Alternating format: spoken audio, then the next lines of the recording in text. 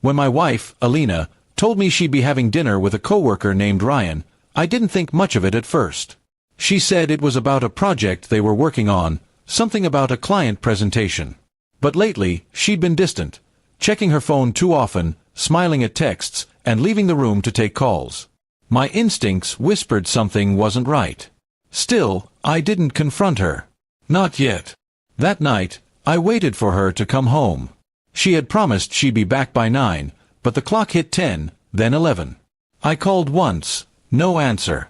My mind raced through every possible excuse she could give. But deep down, I already knew. When she finally returned around midnight, she smelled faintly of cologne that wasn't mine. She smiled nervously and said, "Dinner ran long." I just nodded, pretending to believe her. The next few days, I watched her more closely. She became careful, too careful. Her phone stayed face down, and she started leaving earlier for work. So I decided to find out the truth. I installed a simple app on her phone that synced her messages to my email. 2 nights later, the truth came like a punch to the chest. She and Ryan weren't talking about work. They were planning dinners and late-night drives. I didn't explode. I didn't even confront her. Instead, I planned quietly. Her boss, Ms. Clara, was a confident, elegant woman who had always respected my work. I met her once at a company dinner. She was sharp, honest, and clearly unimpressed by Ryan. The next day, I requested a meeting with her, under the pretense of discussing Alina's project. When we met, I showed her a few screenshots of the messages. She wasn't surprised. She told me Ryan had a reputation, and Alina was just another name on his list. Clara wasn't one to tolerate betrayal, especially within her team. But she also looked at me with a kind of calm anger, saying, "You don't deserve this." We talked for hours, about trust, betrayal, and how people often forget who stood by them when they were struggling. Over the next few weeks, Clara and I became unexpectedly close. She wasn't just my wife's boss anymore. She became someone I respected deeply. She helped me see things clearly, not through anger but through understanding.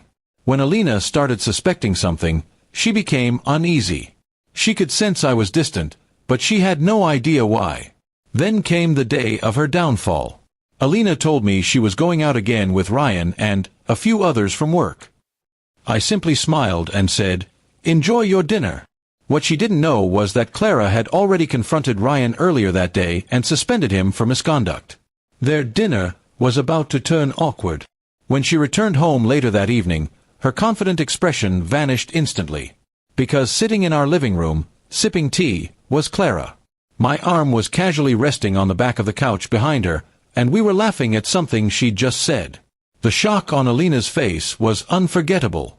She froze at the doorway, clutching her purse like it was her only lifeline. "Alina," Clara said calmly, setting her cup down, "I thought you'd be with Ryan tonight. But I guess he's not available anymore." My wife's lips parted, but no words came out. She looked from her boss to me, realizing the situation she was in. I didn't need to say anything. My silence said it all. Finally, she stammered, Why is she here?" I looked at her and replied, "I figured it was time you met the kind of people who don't hide behind lies."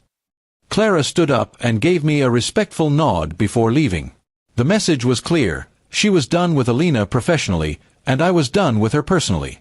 That night, Alina tried to apologize.